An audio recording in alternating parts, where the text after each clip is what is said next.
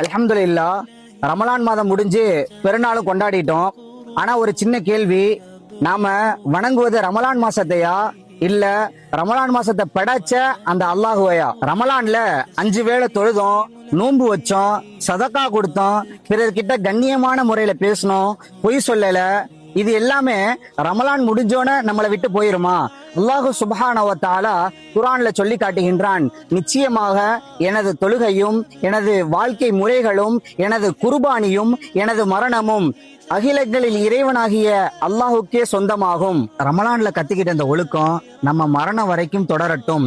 நீங்க தமிழ்நாட்டுல இருந்தாலும் சரி, இல்ல கடல் தாண்டி எந்த எல்லையில இருந்தாலும் சரி, உங்க அடையாளம் நீங்க செய்யற இந்த தொடர்ச்சியான நன்மைகள் தான். ரமலான் முடிஞ்சாலும் ரமலானோட இறைவன் நம்ம கூடவே இருக்கிறான். என்ன, தொடர்ந்து பயணிப்போமா?